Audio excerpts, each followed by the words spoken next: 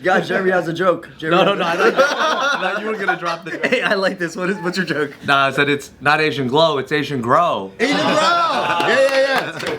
New product, I get in the pity. Anytime he does these side jokes, let us know.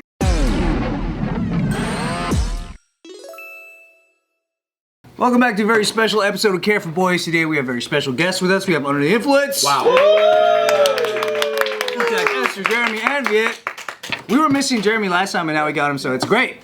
Hello, everybody. Hello. We're finally complete. I have a bone to pick with you guys, actually. All right, what's up? God damn it Who already. starts a podcast at 9 a.m.? We had to get on a Saturday. We had to get up at 7:30.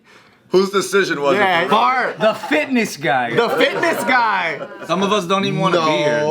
Anthony doesn't want to be here. He wants to quit. Just today. While Jeremy was driving, he was just like, I used to like these guys. I'm just kidding. Wait, so why so early? It was We grew up. it was actually like an evolution. So when we first started, you know, we used to shoot skits. So JK Films, that was like our Monday through. We would do, I think, like Monday through Wednesday was writing and then meeting and whatever, and then we would shoot either Thursday, Friday, or Saturday. And then when we started this channel, we just kind of picked a random day that worked, and at that time it was Thursday. So we're like, okay, cool, Thursdays, and we would shoot for an hour or 2 hours, and then that channel started taking off. So we're like, okay, well, let's shoot the whole day. We used to shoot from 9 to midnight. Yeah, it was crazy. That's what I do. I like that way better. 9 a.m. to Oh, I think it meant 9 p.m. Oh, I'm like, 9 p.m. to midnight. I was like, he doesn't work Yeah, that you don't work hard. that All your stuff in that time frame. no, I'm more like. We used to film like crazy, and then we got old, and we all separated, go different ways. And then so it went from, we used to shoot Thursday, Friday, Saturday, and we're like, oh shit, we're missing out on the other parts of our life. So we squished it into Friday and Saturday. You don't need other parts of your life, man. You don't need other parts of your life. Come on. I'll check back when you're 40, bro. Yeah, so we squished it, and then so what used to be, I think, like 10 or 11, then we squished the 3 days into 2 days, so now the days kind of expanded this way. So now it's 9. So you're just going from fucking forever, like. Now we're just workhorse employees. We're not employed. They're not employees! You're independent contractors. Don't ever say that again on camera. You're gonna get taxed differently. As you get older, you gotta fit and squish things in and shit, you know? Like when I come out to LA, sometimes I'll have breakfast with my mom, and then I'll be like, hey mom, you wanna grab breakfast at like 6 a.m.? That's the only time. What's open? You take her to McDonald's? Like IHOP or whatever. That's the only place where we can grab breakfast, and I know she wants to talk because the bitch likes to talk. So it gives her like 2-3 hours to fucking talk, and then I won't be late here still. Hey, but she says yes to 6 a.m. breakfast? Cause that bitch wakes up at like 5. So she's I told you, he's the one that want to do it at 9. Hey, what time do you wake up regularly? regularly. 5? Yeah, for sure. No. Ideally, I think like 7 feels really good. You're in the gym at like 6. I know. But that's sleeping in for him. That's 7 a.m. though. That's sleeping in. But then my kid's a natural. I think it's genetic, honestly, because my kid wakes up at 6, no matter what. Wait. So were you always like a morning person? No. I think the military. We talked about that before. I think it was the military helped out, and then just throughout the years, just slowly trying to pack my schedule and get everything done. And I just realized it's just easier to pack it on earlier in the day than it is at the end of the day. Because I'm also one of those guys. I think because I have ADD. My brains get fried at like 7. You have 2 brains? I could. My brain. No, I have like. I don't got 2 brains. Left How to many right. brains He you got? compartmentalizes. Yeah. Like I can't make any decisions at 7. At 8 p.m. I'm a fucking straight hard. Like I can't do it. I'm like What time do you go to bed? like 10 now, like 10 or 11. 10 or how many? Oh, and the way this fool goes to bed is like this. It's 10. Oh, yeah. Not literally. We'll all be watching Mid-conversation. TV. We're all having like a conversation, and then like this fool's sleeping at his own party at his house. By 9 o'clock, he's silent. He's not saying a word. It could be at a fucking award show. It could be some fucking. Because for me, it could be at the VMAs or something. I'm like, oh shit. Oh. Driving a car? He's like, oh shit. I always imagined that Nectar was like a 24-hour job for you, though. It was in the beginning, but I'm like burnt out. It's been 4 years. We're on year 4. and it's you guys are looking at me like I'm a bitch. I love hearing startup stories. I love it. Oh yeah, I mean they've heard it a million times, so I'll tell you maybe off camera or something. But Tell them. No, I want to see their reactions. Our audience hasn't heard. Yeah, I want to see them roll their eyes like. We have an entrepreneurial audience. fact check them. They're not our audience. Just tell Are you them. being sarcastic? He's like, No. We just cut his whole thing out. I mean, so it was. I was in the music industry beforehand doing artist management, and there it was like you guys know entertainment. They pay you pennies, but I was still working like 17-hour days. And really, that's where I really learned how to do like digital marketing and how you build an audience from scratch and content and all of that. How do you build a world essentially? But then I hated it because it was like I would see artists in our management company. We would literally take them from they would start as like kids in a bedroom, and then they would turn not kids, but they would start as like bedroom artists and turn into like international touring acts, and then at different times, grass was greener or there was fights with their main manager and they would go in separate directions. And I'm like, it's such a strange idea that like you could build a company for 5 years and then it can walk away from you. I didn't like that idea, so I was like, I don't want to put my future in the hands of another human. So like, I mean, think about it. Imagine if like JK Films woke up one day and was like, no, you guys aren't the hosts. We are, you'd be like, We've experienced that. true. I've seen the drama. I've been Wait, what? you don't know the history? So it's about your story they've heard 20 times. No, he's got to tell us the history. Well, I got a question. Do all the members look the same? Yeah. From what you remember? Yeah. From the early JK Films? Oh no, not the early. This guy looks like a Mexican single mom, or no? Jeez. Yeah, but so actually, you You guys could know. pass as Mexican a little bit though. This is the kid. He's all grown up. That's one guy I'm not gonna make fun of because he's got cauliflower ear. That's a sign, like it's like, he'll beat you. Yeah. You can make fun of me. It's fine. Halloween time. See, that's what I want to get them. That's what I want to get them. No, man, come on. Like, do you ever get into like road beef and they just stop beefing with you? Dude, because I'm a little bitch. No, hell, he's too nice of a guy, man. I just see videos of people like in bars are starting shit. I'm like, the guy's got cauliflower ear. I'm like, what are you doing? Like, Yeah, you fucking idiot. When I sit to my butt and I try to fight you on the floor and shit. It's not a good look. Back to your story. I mean, you guys know it the feeling. So, and I wasn't the main manager or nothing, so I wasn't getting like the spoils either. So I was like, this is, I was just looking for different things. And then my college friend at the time, the 6 years I was in the music industry, he was building a craft brewery with his dad in New Jersey. He calls me one day, this is 2019, and there's like panic in his voice. And he's like, dude, hard seltzer's killing craft beer. I was like, I don't care. And I never paid attention to I never paid attention to CPG. I just like, getting drunk on the weekends. And he's just like, no, dude, the data's like nothing I've ever seen before. It's like men and women are drinking this stuff. And I thought about it. I was like, huh. Every time I would go to a barbecue that summer or a party, I would just grab it because it was easy. Normally I'd be like, do I bring beer, vodka, tequila, whatever? But I was just grabbing this hard seltzer thing. So I was like, even my own buying habit, I was like, huh. That stuff like White Claw or whatever. White Claw. I don't really drink, so I don't really know. When did you stop? When did I stop? Yeah, or were you never a drinker? So my first beer, my dad forced me. I was 15, and then my dad, he was like, "You have to drink this to be a man." And I remember I drank it, and I just had a fat ass boner, and I went to sleep. And I was like, "Oh, this feels weird." And then so I was like, "I don't know." This is an inconsistent feeling. I don't know if that was beer. Well, I think because like I think maybe I'm some. It might have been hymns. No, I think it's because I think Your dad roofied you, dude. I think because I'm semi-allergic, so I get this very flush reaction. So I get like really red, I get really inflamed, my circulation goes crazy down here too. Sit down. Wait, does that happen with everyone with Asian glow? I was say that. You get a boner too? No, I don't get Asian glow, but I get Asian whiskey dick glow? all the time. No, I get Asian glow on my dick though. My dick gets rock hard. Yeah. That's not what Asian glow is. You don't turn it to the fucking thing. I have Asian glow on. What if it's only when your dad gives you beer? Give him a beer now, bro. We gotta test it right now.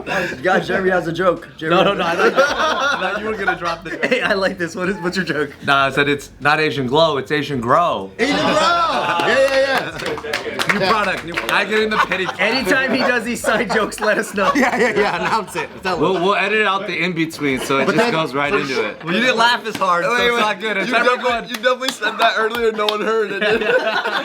Hey, that's nice of you not to say it louder. You actually like. But I wanted him to say it. It would have been funnier. But then shortly after, I discovered like ecstasy and weed, and it was just way too good. So I just stopped. I just stopped right away. What up, guys? Thank you for watching us for so long. If you like what we do, please support our Patreon. Joe, tell them what we have to offer. So every week you get 2 videos. One never released director's cut, and another one 2 hot for YouTube, Patreon only. Every freaking week you get that. And you get access to our Discord where you can come chat with us. And ask us questions that become episodes here because we're gonna answer them and we're gonna take it seriously and we wanna give you the responses that you want. So come stay connected with us, join our Patreon, click the description below for full details. When you were in the military, you didn't drink. I feel like the military is a huge. You kind of have to because it's kind of like the culture. But then Everyone everybody does gets it. boners. So they're like, we can't do this So anymore. I'm just drinking because everyone's doing it. I don't want to be a bitch, you know, and I'm just drinking and I'm just having like these fucking hard boners with a bunch of dudes all the time. This is weird. So your buddy is excited about White Claw. Joe's bringing us back, dude. That's new. We make the spreadsheet and we notice something right away. It was like all the brands are making the same flavors: lime, berry, mango, whatever it is. I call them back immediately. I'm like, wait, so they're making hundreds of. Oh, the second thing I do is I'm a very visual person, so I look at their Instagrams and it's just someone holding the can, a picture of the can, drinking the can. It's super boring. And I was like, I call them back and I was like, wait, so you're telling me they make hundreds of millions of dollars and all they do is just post a picture of the product? He was like, yeah. He obviously lied to me. There's way more that goes into it. But I think he just kind of wanted my help and like keep me excited. So I was like, Yeah. So I just started like going on. I was just like, oh my God. So I was throwing him all these different ideas and then one day it hit. I was like, wait, I'm Asian. We love to drink. We have some of the best tasting fruits. But the biggest signal was we were suddenly becoming cool in America. This is 2019, you know, Linsanity was like the first cool moment, but then other than that, there was nothing. But 2019, it was BTS. Dancers. Yeah. True. They've always been cool though. Yeah, dancers have always been cool. So, but it was at that 2019, I think Parasite had won an award. There was like, you know, that one snowboarder This is like chick. the BTS era. of BTS Asians. was coming up crazy. Like men were starting to Korean men were starting to be like sex symbols. I was like, that's crazy. And then so at that point I was like, I call him back. I'm like, all right, I have this idea. We're gonna make the first Asian-inspired hard seltzer. We're gonna break it in the U.S. and then take it overseas. Because Asia always they're always swapping ideas. Yeah. And Asia copies the West in terms of just alcohol, right? Like craft beer blew up in Asia 5 years after it blew up in America. And so I was like, but this isn't for your family business. I'm your business partner now. And so we worked on that idea. Then COVID hit. We got destroyed in every way imaginable. And then finally had our first box at the end of 20. I'm speeding through the story, but like COVID was a nightmare. Dishonest co-packers, supply chain issues, ran out of money. I have footage of like the building process because while we were building the company, in the music industry, I saw this app, Tik Tok, bubbling up. And I saw it changing from kids on a dancing app to like people starting to post like story times and things like that in a minute. And I was like, this is interesting. And it was the first platform at the time where it wasn't pay to play. Like you could post a video to 0 people, it could go viral overnight, and those were real views and real followers. I've never seen that before, right? Instagram was like 10K to get an influencer to post. So I was like, there's something about this thing. So I filmed everything of I never made content at that time. But I just filmed everything of building it. I have crazy footage, but All on your phone? all on my phone. It's all I saved. One day I'm gonna make the craziest documentary That's sick. because it's Don't lose that footage. yeah. Well, there's other stuff I'll get into of like why I'm burnt out, so we finally have our first box at the end of 2020, and I'm just trying to figure out this TikTok app. I'm posting videos are taking me like one shitty TikTok video is taking me 8 hours to make on my phone, and then it flops, and I'm just like, this sucks. But I had one friend who was really good at marketing, and he'd be like, no, do it again. And I was just getting my reps in, and he was telling me like, change the font, move the text, like all these little details that I never thought about. He was teaching me basically short form editing. And then the other thing too was I was really into like phone number marketing at the time because when people sign up for an email list, it's a burner email, they don't care. But in the music industry, what we learned was if you can collect someone's phone number, we were selling out shows for our artists like as if they were 10x their size. Like the message would just come to your phone and then people would buy tickets. So I was like, we're gonna break this company with phone numbers. And so I put my phone number at the end of one of the videos and I post it and it goes super viral. It was 300,000 views in 3 days and I had hundreds of people blowing up my phone being like, where can I buy this drink, right? And this is after my co-founder and I had gone door to door to 200 stores in Los Angeles. I had the original spreadsheet. We got rejected by every single one.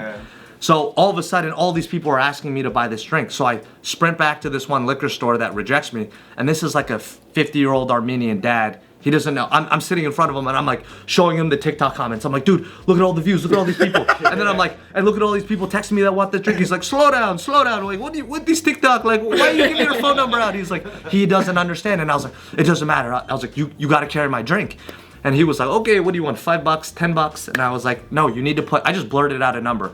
I was like, you need to put 75 boxes at this store and 75 boxes at your cousin's store in Santa Monica. He starts cursing me out. He's like, you don't have a website, you've never sold bucks, like look how tiny my store. And I was like, you just gotta trust me. And I had no idea if it was gonna work. I was just trying to like be confident. And he was like, okay, if you don't sell it in a week, you gotta come back and pick it up. And I was like, okay, cool. So he agrees, we put the boxes in the store, and then I make some more goofy TikTok videos. At this point, I had started to build hype. And so once you kind of catch an algorithm and like people are understanding, they're getting served the videos again. So I'm having phone numbers pour in, views are going up. It's like that, you know, it's like your first hit of heroin. And so I'm like, everyone's like, yeah, I remember. They're all reminiscing. But so I text everybody. I say, hey, if you want nectar for the first time, show up to these 2 locations.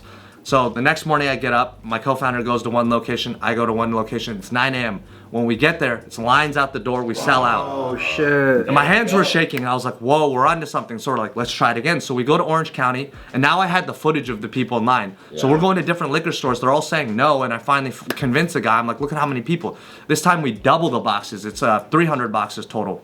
And I remember I told everyone to show up at 11 a.m. and it's 10:45 and it's this liquor store in this like huge retail like kind of mall. It's just different like stores in Tustin. And it's 10:45 and the parking lot is empty. And I'm just like, oh, we just unloaded 300 boxes of seltzer in this liquor store. Like this huge, it's like a pallet base, more than a pallet. Yeah. And I'm just like, oh boy. Then one guy gets out of line and stands in line and just like a swarm of mosquitoes, like people just start pouring out of like nowhere. And the line goes like 3 blocks long. Wow. And we sell out in 30 minutes. They're waiting in their cars. Waiting in their cars. Then we're like, okay, let's do it again in San Diego. Same thing. We sold out in 15 minutes. And so we built this, White Claw's gross, you know, it has that gross aftertaste, and that was our big shining quality. We got rid of it. So we built this website called quittheclaw.com. It's connected to the phone number. Oh my God. And we gamified it. And we said if 300 people text in from a city, we'll figure out how to get nectar to you. So we were getting temporary, like the alcohol industry is crazy. You have to go through a distributor. You have to have a retailer that wants to carry you. So we were getting like these crazy temporary license, and we were doing drops across the city, New York, Seattle, Hawaii, Washington. It was just growing bigger. And you would fly to all these places? Fly to all these places, figure out a way to get our drink in the States, and it just got bigger and bigger and bigger. To fast forward to now, 4 years later, we're now in 8 states, sold over 9 million cans at this point. Wow. And yeah, we're on track to do $10 million. Our goal is to do $10 million next year. So, yeah. Hey, I don't drink, but sometimes I see you guys at Alamoana Target. I grab a fucking case, give it to my friend, whatever, you know. So like, yeah, thank you. That's love. Yeah. Oh, we were at Junbi the other day too. Oh, thank you. Yeah. I'm not a matcha guy, and when we went to Hawaii that one time, she got it. It was amazing. It was really Because I was like, whoa, like matcha, this tastes way like clean. It's not bitter or it doesn't have. I was like surprised that that's what matcha It's actually not tastes Starbucks like. matcha. We got the premium stuff. That's why the Starbucks, all that. It's the culinary crap. Yeah. As I'm drinking exactly that. Traitor! So good. It's supposed to be the kind where you do the whole ceremony and then you do all that stuff. So the reason why people like that one is because it has that bitter foundation. You can flavor and throw all the other crazy shit and you still taste it, but then that's actually bad. So we want ours to be super clean. Dude, I was surprised. It was like creamy almost, like smooth. Yep, that's how it's supposed to be. Some people don't know, they're used to this and they go, I don't taste the strong matcha. It's because you're doing bunk shit. Bunk shit. Have you had boba time? They got good matcha. Oh, too. shut up, man. Shut up. Wait, so what's the source of the burnout? Like, Well, I think we could get into the burnout on episode 2 because it's Okay. But before we move on, I want to know about his ailments. He's got ADHD. We could do that in another episode, bro. Find out on the next episode.